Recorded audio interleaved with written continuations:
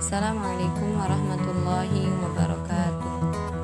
Saya Era Sofia Harahap, BP 2018-2269 dari jurusan Pendidikan Agama Islam, Sekolah Tinggi Agama Islam Pengembangan Ilmu Al-Quran, akan menjelaskan terkait analisis yang telah saya lakukan, yaitu tentang sistem pendidikan di Inggris untuk memenuhi tugas ujian akhir semester pada mata kuliah perbandingan pendidikan. Pembahasan pertama yaitu terkait dengan pendidikan di Inggris.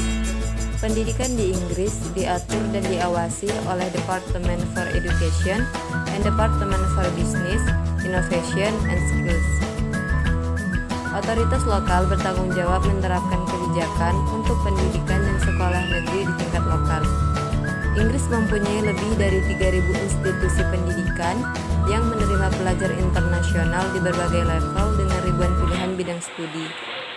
Di samping itu, terdapat beragam akses pendidikan dan pelatihan yang dapat dipilih dengan mengkombinasikan berbagai pilihan bidang studi sesuai dengan kebutuhan, minat, dan kemampuan. Pembahasan selanjutnya yaitu tentang sistem pendidikan di Inggris.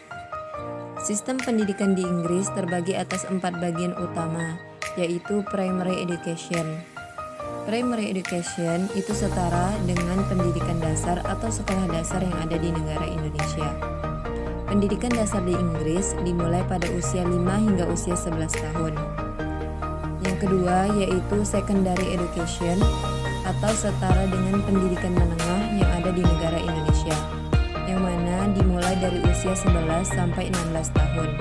Pelajar akan masuk sekolah menengah untuk memulai mengambil General Certificate of Secondary Education.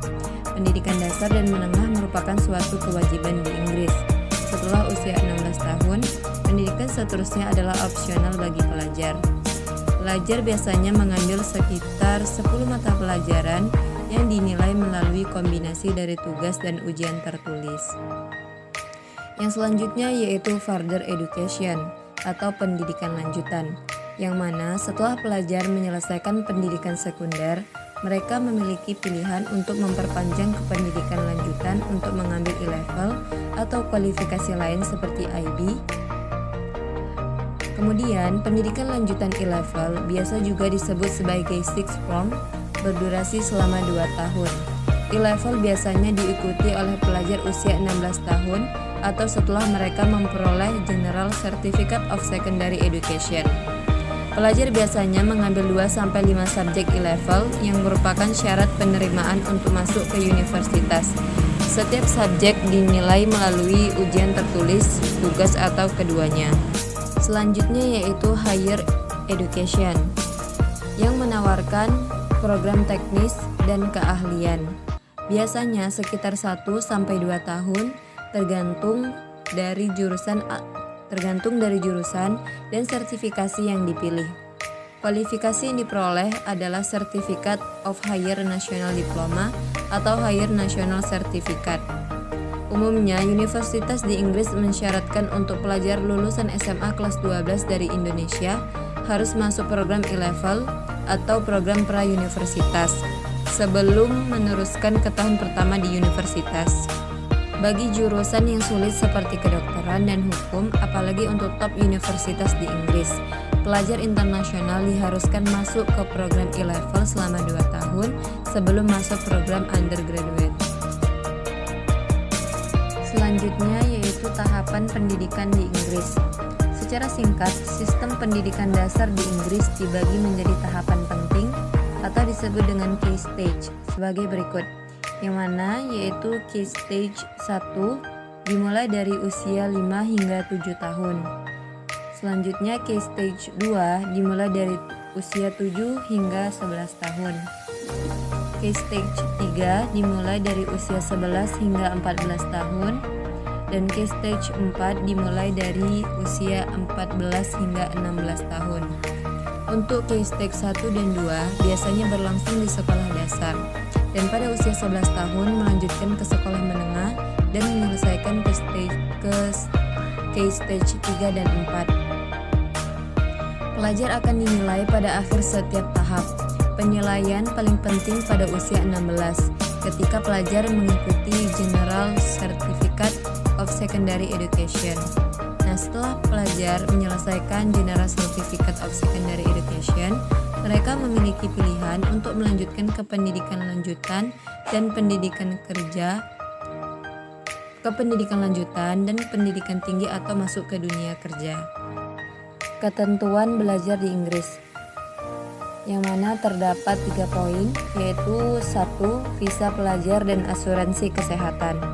Siswa yang telah mendapatkan full keringanan dari universitas yang dituju dapat mengajukan visa pelajar yang hanya dapat diurus oleh education agent yang resmi. Dalam hal ini bisa menghubungi CIS Education. Setelah melengkapi dokumen visa yang dibutuhkan, pemohon visa diwajibkan untuk diambil sidik jarinya dan difoto langsung di kantor perwakilan kedutaan Inggris. Salah satu syarat untuk aplikasi visa pelajar adalah harus mengikuti TB screening, yaitu tes kesehatan untuk mendeteksi adanya TBC dengan cara X-ray bagian dada. Dan juga ada credibility check interview pada saat mengajukan visa. Inggris juga memberikan asuransi kesehatan gratis bagi pelajar internasional. Poin yang kedua yaitu adanya akomodasi. Yaitu akomodasi pertama, akomodasi sekolah atau universitas. Biasanya sekolah maupun universitas menyediakan akomodasi untuk para pelajarnya. Fasilitas yang tersedia seperti tempat tidur, lemari penyimpanan untuk pakaian, meja dan lampu belajar, kemudian kursi, pemanas ruangan dan rak buku. Akomodasi yang kedua yaitu menyewa apartemen atau rumah. Bagi siswa lebih dari 2 orang pelajar yang mau berbagi biaya akomodasi bisa menyewa apartemen atau rumah dengan minimum kontrak selama 1 tahun. Kemudian poin yang ketiga yaitu kerja sambilan. Pelajar yang belajar di Inggris lebih dari 6 bulan akan mendapatkan izin untuk mencari kerja paruh waktu atau part-time job maksimal 20 jam per minggu selama masa belajar dan dapat bekerja full-time selama masa liburan untuk jenjang S1 atau S2. Selanjutnya itu terkait dengan standar mutu dan akreditasi pendidikan di Inggris. Standar mutu pendidikan sangat dijamin oleh pemerintah. Oleh karena itu, kualifikasi Inggris dikenal dan dihargai di seluruh dunia dengan kualitas tinggi. Semua level pendidikan, terutama undergraduate dan postgraduate degree, harus melalui otorisasi Department of Education and Skills maupun Royal Charter of Act of Parliament. Beberapa quality assurance seperti Teaching Quality Assurance setiap 4 tahun sekali menilai kualitas pengajaran pada mata kuliah yang spesifik, dan juga Research Assessment X-rays untuk menilai kualitas riset dari suatu universitas, yang mana merupakan acuan penting sebagai pertimbangan untuk studi postgraduate di Inggris. Skala penilaian dari 1 sampai 5. Semakin tinggi skala berarti semakin tinggi pendanaan universitas tersebut terhadap riset pendidikan pada subjek tertentu. Iklim di negara Inggris. Inggris memiliki 4 musim setiap tahunnya, dan pada umumnya cuaca di sana cukup bersahabat. Musim panas biasanya cukup sejuk dan musim dingin masih dalam batas normal. Kondisi musim agak berbeda tergantung pada masing-masing kota dan daerah. Nah, beberapa hal yang patut diketahui.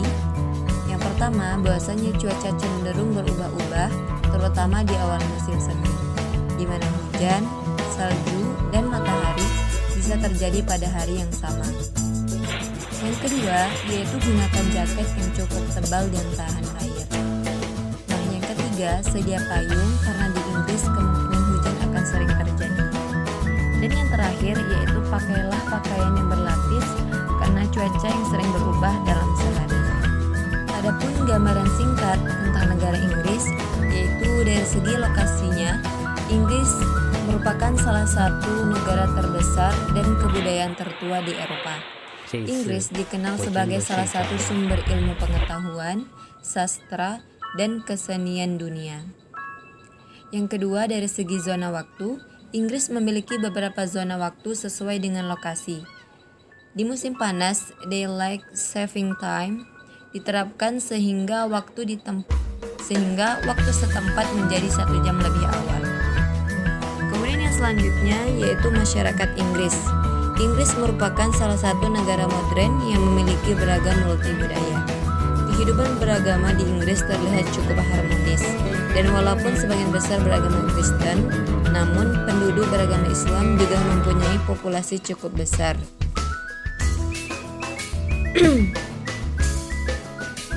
Inggris salah satu negara di Eropa yang mempunyai mata uang tersendiri, yaitu pound sterling yang saat ini menjadi mata uang paling mahal di dunia. Adapun untuk sistem pemerintahan di Inggris merupakan negara kerajaan dengan kepemimpinan tertinggi dipegang oleh seorang ratu atau raja, sedangkan pemerintahan dijalankan oleh seorang perdana menteri.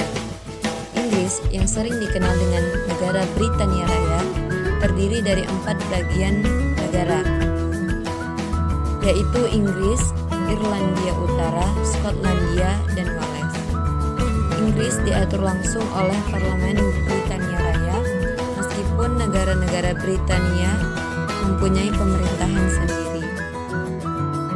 Nah, di antara tujuan wisatanya, yang pertama ialah London.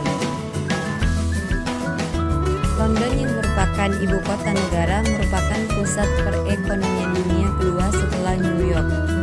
Sebagai kota modern yang multikultural, London memiliki banyak pusat budaya yang bersejarah dengan nilai seni yang tinggi. Dan di kota ini terdapat beberapa bangunan menarik sebagai landmark kota, yaitu Big Ben, Tower Bridge, dan London Eye. Inggris juga memiliki banyak museum, dan yang paling terkemuka adalah British Museum di London. Museum ini memiliki koleksi lebih dari 7 juta objek, dan museum ini merupakan salah satu museum terbesar dan terlengkap di dunia. Dan tujuan wisata kedua yaitu Liverpool. Kota Liverpool merupakan kota terbesar keempat dan dikenal sebagai kota pelabuhan. Liverpool merupakan kota yang beragam kebudayaan, mempunyai nilai seni dengan berbagai etnik menetap di kota ini. Dan disinilah lahir grup band terkenal The Beatles yang menjadi band kondang dunia. Komunitas Black African tertua di Inggris dan komunitas Chinese tertua di Eropa berada di kota ini. Di antara hal-hal dan fakta menarik tentang Inggris, yang pertama, Inggris merupakan salah satu pusat sejarah, kesenian, dan kebudayaan. Yang kedua, masyarakat yang multikultural dari berbagai bangsa. Yang ketiga, mutu pendidikan yang bermutu dan bertaraf internasional. Yang keempat, sistem pendidikan dengan program yang lebih intensif sehingga membuat waktu belajar lebih singkat dibandingkan dengan negara lain. Yang kelima, di samping penguasaan suatu materi, sistem pengajaran dan pelatihan yang beragam dapat mendorong siswa mandiri dalam pemikirannya. Yang keenam, biaya studi yang kompetitif. Yang ketujuh, asuransi kesehatan gratis untuk pelajar internasional. Yang kedelapan, Inggris merupakan negara klasik yang memiliki banyak tempat wisata menarik. Yang kesembilan, memiliki banyak sarana hiburan yang bervariasi seperti teater, konser, galeri seni, pertandingan olahraga besar, restoran, dan lain-lain. Dan yang terakhir ialah siswa dapat berkesempatan untuk mengelilingi negara Eropa lainnya dengan biaya transportasi dan akomodasi khusus. Sebagai negara maju yang berkembang pesat di Eropa, semua perguruan tinggi, universitas, sekolah, dan pusat pengajaran bahasa Inggris di Inggris memiliki standar pendidikan kelas dunia yang didukung oleh pengajar berkualitas serta fasilitas yang bermutu. Inggris terkenal akan penelitian yang melibatkan para akademisi dan profesional di bidang industri terkemuka di dunia. Demikianlah pemaparan tentang sistem pendidikan yang ada di negara Inggris. Semoga apa yang telah kita dengar dan kita lihat bisa bermanfaat untuk kita.